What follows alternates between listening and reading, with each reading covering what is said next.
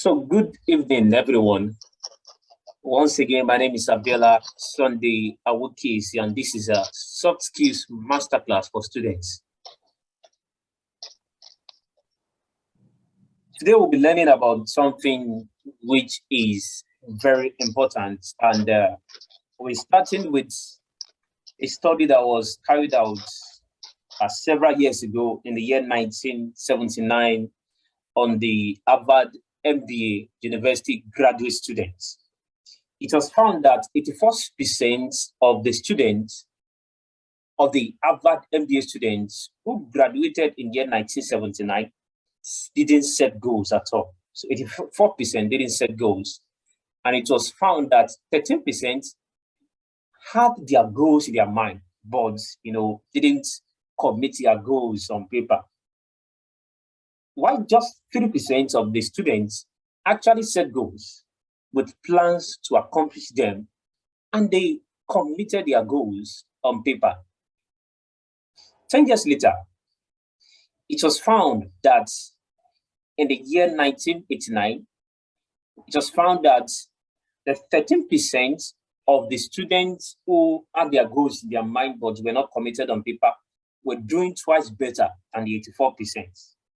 While the 30% who had their goals committed on paper with plans to accomplish them were doing much more better than the 97% of the students and have started making money. They were doing extremely better than the rest of the students. Now, this is a research work that is found online. Whether this is true or not, the point here is that planning is very important. It is the foundation to virtually anything in life. You would agree with me that if you want to build any building of a mouth-watering work, it has to start with a qualitative planning. Whoever wants to build a shanty, a ghetto-like building, does not really need to plan. And that is the two kind of feature that we can see before us. We either have a shanty-like or ghetto-like kind of feature, which requires no planning as a student, or a future that is bright, a feature that is like that of a skyscraper, which requires great planning, which requires the work of an architect. And that is the two kind of planning that we can look at, that requires that we need to plan our life. Just as someone who is building a skyscraper, not someone who is building a feature which is like that of a ghetto or a shanty. Now, what is planning? Don't forget that the topic that we are looking at today is developing planning culture. Before we end today's course, we trust that students would know what is planning, would learn the facts of planning, will be able to know the 3 questions to ask before planning, 4, to understand the keys to effective planning, and lastly, to be inspired to develop a frequent planning culture. What is planning? Planning is a part of thinking in advance, what to do, how to do it, and when it is to be done. If you look at this definition, you will discover that there are 4 key points here in this definition. Number 1 is thinking in advance.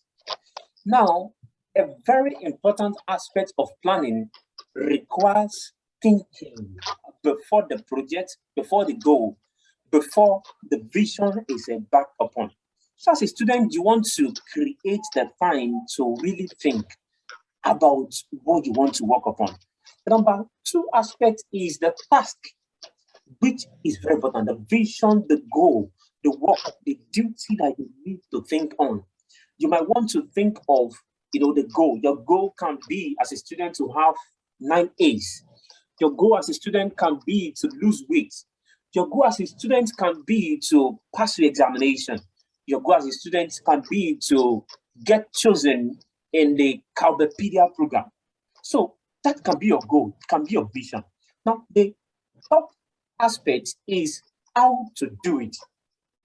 This has to do with the ways or the manner through which the vision will be accomplished, will be achieved.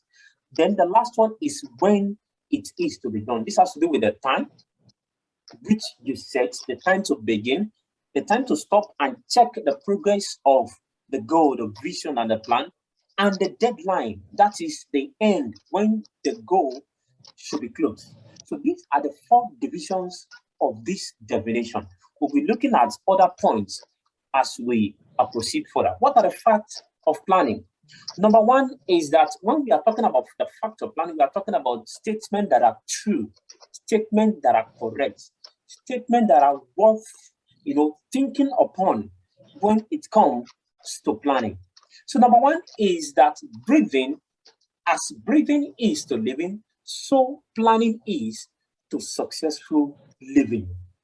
When you look at those who are living successfully, they engage serious and quality time in planning.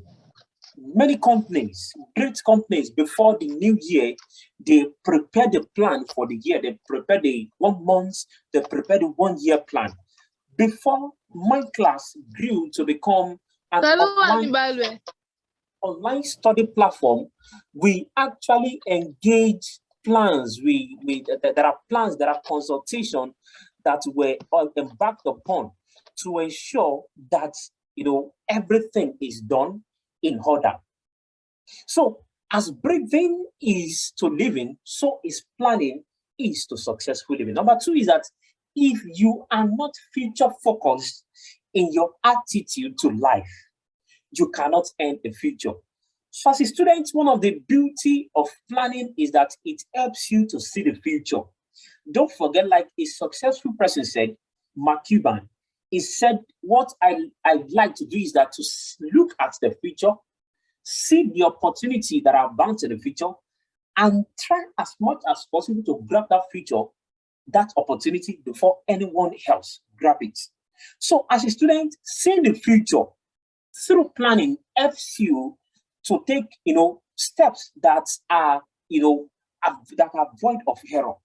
It helps you to take steps that can help you to easily get to your goal, to get to your target, and finish your tasks, easily with less or no error. Number 3 is that as a student, time, money, and life not well planned for will be wasted. You need to understand this point as a student, that if you don't plan for your time, that time will be wasted. We have 24 hours in a day. Out of that 24 hours, 8 hours is for schooling. And out of that 8 hours, students hardly give 5 hours to really learn the purpose of being in school. The rest of the 8 hours for sleeping, and the rest of the last 8 hours is to, do house chores, one activity or the other. Now, if you sleep 8 hours, then house chores around 5 hours, and even the 8 hours which students ought to be in school, they at least give 5 hours to learning, to, accumulate knowledge. Now, the point here is that time can easily be wasted when not planned for.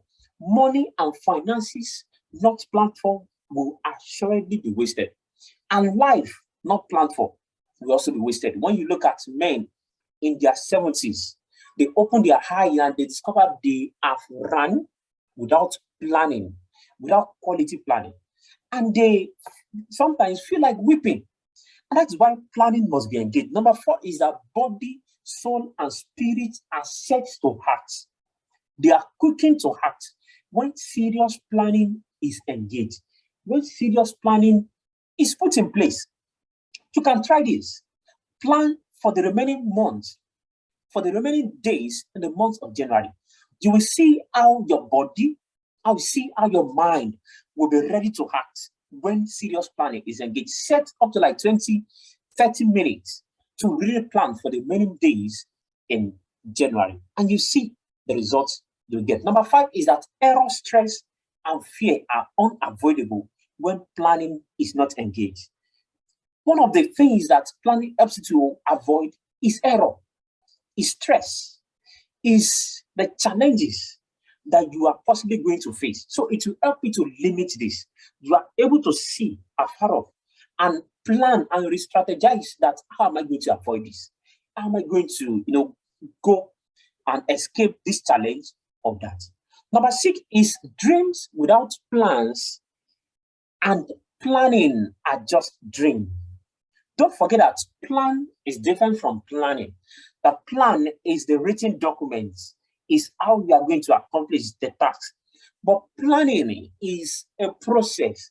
It is not just an end. It is a process that continues. You keep checking, you keep seeing where you are improving, where counsel is needed. So dreams, when you have dreams as a student, you want to have 9 A's without plan to accomplish that 9A. It will remain dream. It will just be like someone who is dreaming in the woods, who is lost in the wilderness, who is dining with the dead. So if you don't want to be as a student in this category of people who are just dreaming, you need to engage planning. Number 2 is to fail to plan is to have planned to fail. If you are in a semester, a fresh semester, if you don't plan for that semester before you really embark on the journey in the semester, you're already planning to fail. If you don't plan for the year 2022, before you embark on the journey of the year 2022, you are already, wasting time, energy, and resources. As a student, you need to plan. The month of January is about rounding up. So you still have enormous amount of time to engage planning, to plan for this year, to plan for this month. And don't forget that this is very, very important. 3 important questions of planning that you need to put in place when you are considering planning. And this model is developed by a world-renowned speaker known as Tony Robbins. Number 1 is your results. Now, the question you want to ask, number 1 question that you want to ask is that, what is my results? As a student, what am I expecting? As you are planning for the new term, or first, second, third time, or as the case may be, you might want to ask, what is the result that I am expecting? Are you looking forward to having 9 A's? Are you looking forward to losing weight? You want to have 5.0? Do you want to become more motivated to pursue your dream, your goal, or your passion? So these are your results which you might want to consider. Ask yourself, what are the results that I want to see? Number 2 is that, what is your purpose? Your purpose is your why. It is something that is much more important. It is something that will keep you pursuing the results, even when you face challenges, even when you face, troubles, even when you face things that could have, keep you to say, or that could have make you give up. So your why is not a selfish thing. It is something that is, bigger than you. For example, it can be that you want to fight polio. That could be your reason to say, I want to study medicine. Another point is that it can be that you want to become your best. It may be that you want to make the world a better place. If you have read about the story of the Wright brothers, they were actually in competition with a man named Samuel Pierpont Langley. So it's the need to invent the plane then was a battleground between the Wright brothers and Samuel Pierpont Langley. Samuel Pierpont Langley failed because he had a different purpose. Despite the fact that he has money, he has resources, he has the media, he has sponsor, he was never able to build the flight, the airplane.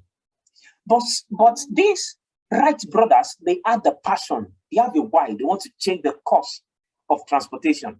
They want to disrupt the transportation industry. They want to make the world a better place. And they were able, because of their purpose, the challenges they face, the junior brother almost died in the process of testing their aeroplane, their plane rather. So the point is that, what is your why? Your why must be bigger than yourself as a student. And number 3 is that you must have a map, which is called the massive action plan. This refers to how you really want to accomplish your goal, how you want to reach the results that you aim at. Number one is it that you have to take extra, lesson? Is it that you have to increase your reading time? Is it that you have to, let go of some friends that are giving you negative energy? Is it that you want to reduce your TV watching time? So as a student, all these things has to be considered. These are the questions that you need to ask yourself as you engage in planning. Now, this I will be looking at the 4 keys to effective planning. Number one is that you need to ask yourself, you need to, identify your task. You need to identify your goal as a student. What do you want to accomplish? We have, asked this in the previous one. Then number 2 is that you need to write your goal, your vision, write it on paper. Number 3 is that you need to raise your standard. There's a popular saying that if your goal as a student is to have, 9 A's, there's a high tendency that you might end up having 7 A's or 6 A's. So the importance of raising your standard is that if you aim at 5.0, you might end up having something like 4.8, 4.9, or 4.6. So the higher the standard, the higher the results. And the lower the standard, the lower the results. So raise your expectation and work upon your raised up expectation as a student. The last one is you need a mentor. The work of a mentor is to guide you, is to encourage you. When you feel like giving up, your mentor will encourage you. Your mentor will be your guide, will be your motivator. Your mentor will be your advisor. If you meet your mentor and you say, sir, I'm having challenges in quadratic equation. I'm having challenges in Concord, English. I'm having challenges in physics. I don't know how to go about it. Or, sir, I am sleeping too much. Sir, I am having challenges in this area or that area. So the work of the mentor is for you to report, is for you to, communicate your challenges to the person. This can be your mom, your dad, or a senior elderly person that you can always, communicate with virtually or physically. So as we conclude today, we want to discuss around the topic that what has been the most challenging reason for not planning. So if you want to speak, can you please identify by a raise of hand? Anybody?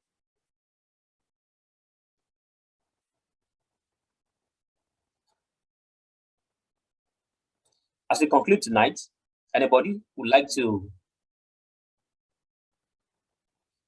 tell us, this class, any young students in the class, the most challenging reason for not planning?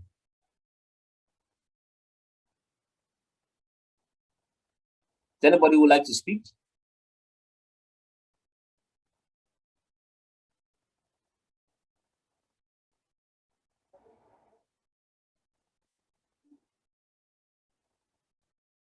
Okay, Mr. Emmanuel, you have the floor. Good evening, sir. Good evening, sir. You're welcome, sir. Thank you for this this great lecture, short but very mighty. I think sometimes when you have planned, distraction. Okay. Maybe from distraction from every angle of life. Thank you, sir. Thank you very much. That is a very important point. Now, distraction is it's something that is very, very common. We will always have to deal with distraction. And that is one of the very reasons why we'll be talking about one of the important ways of dealing with distraction. Tomorrow, we'll be looking at the topic that we'll be having tomorrow, which is cultivating the act of discipline. Okay. So one of the ways to avoid distraction is number one, discipline. And that is why we'll be talking about discipline tomorrow. So distraction will always be, around us. The TV, the friends, the negative friends, the social media, and the likes. So how do we discipline ourselves as students to ensure that, we minimize distraction to maximize our results in life? Any other person? Mr. Adijari, would you like to speak? We have a few minutes to round up the class. Mr. Idari, would you like to speak?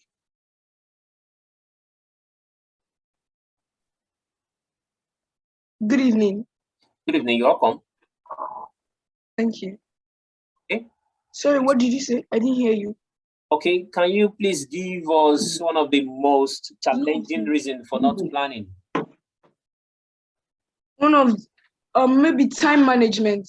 Time management. That is a poor time management. And like one of the points that we learned to this evening is that time not planned for will be wasted. So thank you very much for the time that you have actually given to participate in this class.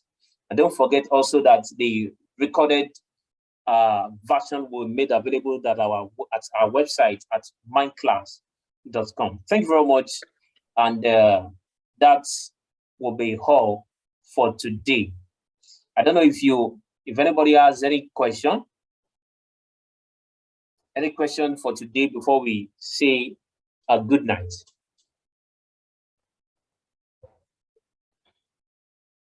Any question?